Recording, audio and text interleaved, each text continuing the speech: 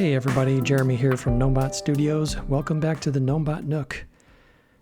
This is where I'll be talking about Grit Fantasy RPG, and it is episode 2, where I will be talking about designing the game. First, I have to start out by saying designing a game is not easy. It takes a lot of hard work, a lot of stamina, dedication, honesty with yourself, and probably most importantly, you need a lot of people around you to help you out. I have to say that I've been very fortunate to have just a great group of people sort of supporting me along the way in this process over the years. And I want to give a shout out to them and say, hey guys, thanks for all the help over the years. I really, really appreciate you.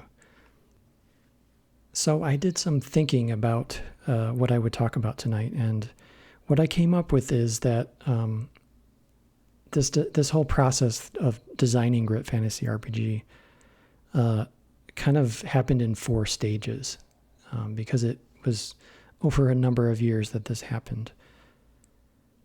So to start out, I want to begin with sort of, the first phase, which was late 80s, mid 90s, sort of high school, early college years. And this was kind of about just dreaming about designing the game, just that idea of, yes, someday I'm going to make this cool game and it's going to be awesome. And, just some real simple notes, simple design structure. I didn't really know what I was doing as far as design. I was just sort of jotting down ideas and thinking that this would be the next cool thing. The thing is that back then, RPGs weren't that cool, and it wasn't that cool of a thing to be somebody who's playing D&D in the basement of your buddy's house. You kind of kept that to yourself. So I think, the coolness factor would have only applied to maybe a few people in my orbit anyway. But, as I was writing these notes and thinking about, designing this one day, it was, in fact, a reaction to D&D and the games that I was playing in that time. But I don't think I was as aware that I was reacting to it. I was just sort of coming up with basic concepts. But some of the games that I was playing aside from D&D was like Rolemaster, Palladium, Shadowrun, Paranoia. We dabbled in some Robotech. I don't think we actually played it, but we made some character or, techs.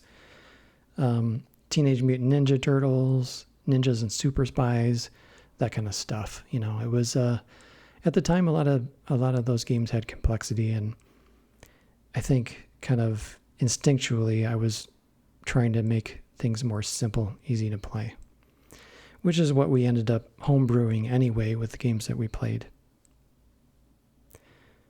So then I got into college full-time and art school and moved down to Detroit and just was really taken by that. So I didn't really do a lot with RPGs at that time. So these ideas just sort of fell away. And, quite a number of years later, after more than a decade of playing board games and designing board games, I did get back into, this idea of designing a game. And I wanted to make something simple, and it was a more serious project at that point. It was something that I was actually willing to write rules for and play test. So it started out as a 5-page project, and it was called A Company of Dwarves. So the idea was, there weren't a lot of choices. You played a dwarf. There weren't a lot of, extra rules that I had to add in for races and classes and that sort of stuff. So I was going the simplicity route.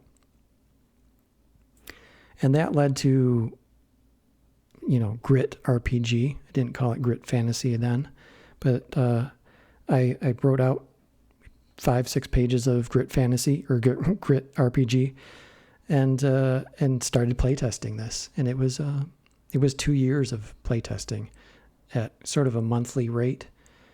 And over that time, there were a lot of changes that went on with the rules, particularly with the mechanics relating to the dice, because it did start out as a D6 dice pool, which after a couple sessions just wasn't working very well. So that shifted into like a whole process of coming up with new dice mechanics that may work. And eventually I think I led to a 2D6 system, which was okay. It did the job. But after 2 years of testing this, it fell short. It wasn't going where I wanted it to go, and I didn't know how to fix the problems with it. I don't think I had enough experience. And at that time, around 2018, 2019, I discovered Index Card RPG.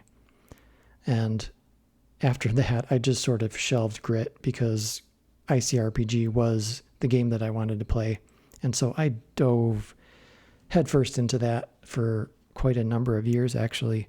I love the system. I still love it.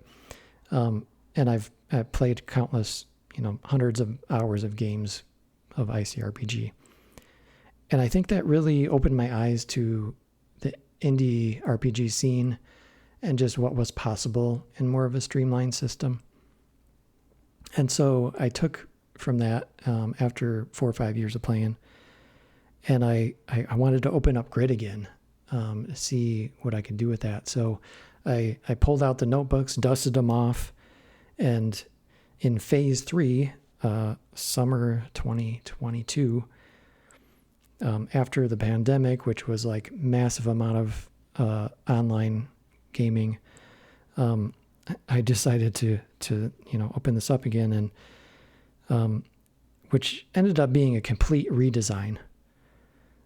So I just started from scratch. I took some of the things that I really liked, which were the aspects, basically stats, and a few other things that were very simple, and I just built it from the ground up.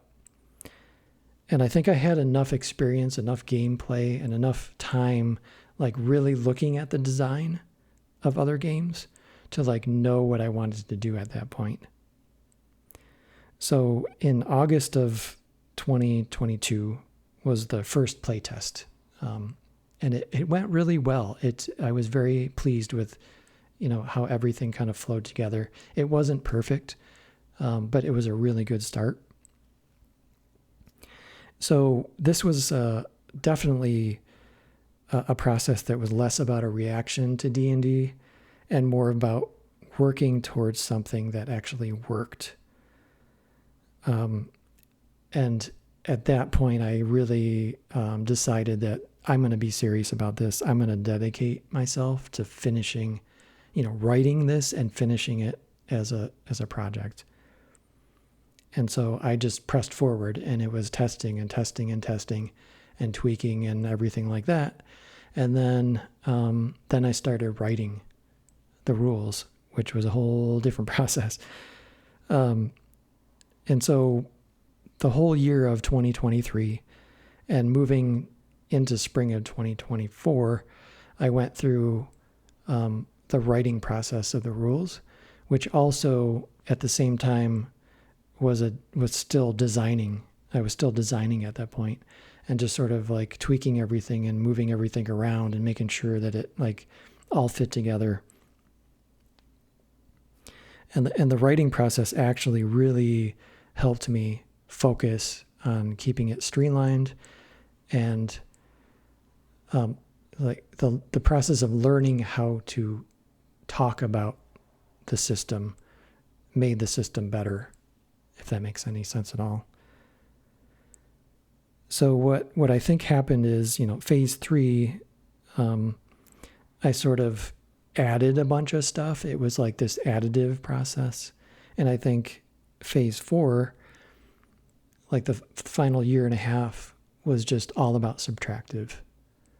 And it just like whittling things down, trimming things down, making things like as minimal as possible, to make things easy to understand and more functional as far as the mechanics are concerned.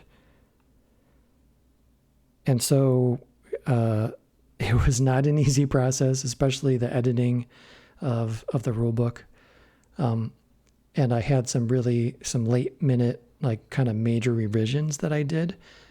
But that was all about being honest with myself with the design, like looking at things like, okay, am I holding on to these skills just because they're cool or make the game more attractive to potential players? And I decided after running the game at the convention, I ran 4 games, to just ditch the skills altogether. And it was the best thing I could have done for the game. So with that, there was some nervousness, like, what am I doing? I'm chopping this thing up like last minute, this thing is far along in the process of writing, and I'm taking out all this stuff. But the thing is, it made the game better and more fun. And at the same time, I made some pretty major changes to the loot and how they were written and presented. And it just made things more simplistic and more fun to like play as a player. And a lot of the game is designed with the perspective of the GM. So I made this game to be easy to run for the GM, because I believe that if the GM is happy and stress-free, the players are going to be happy. It's sort of this trickle-down effect. So a lot of the systems or things that I have in the book really help the GM out as far as ease of prep and ease of gameplay, and therefore the game just flows well and the players enjoy themselves. So I think I've accomplished what I wanted to do, when I wrapped it up. And, just to kind of like get closer to the end here of tonight's talk, just wanted to kind of like bring up the idea, like why I made this game. At first it started out as kind of a dream, and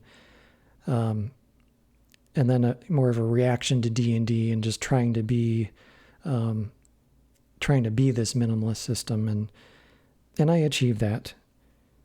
But really what I've come to after all of this, after looking back on it, is that I designed this game to facilitate joy. This is about interactive storytelling, and I think this really connects to something deep in ourselves, and I think this is about people, and this is about creating a structure that will allow people to have fun. I think it also really is about, for me personally, connecting to that 10-year-old self that opened up that D&D red box and played it for the first time. I want that feeling of, it's so easy to play. I feel like I'm 10 years old again, or 12 years old again, playing that first D&D game, that magic that it had,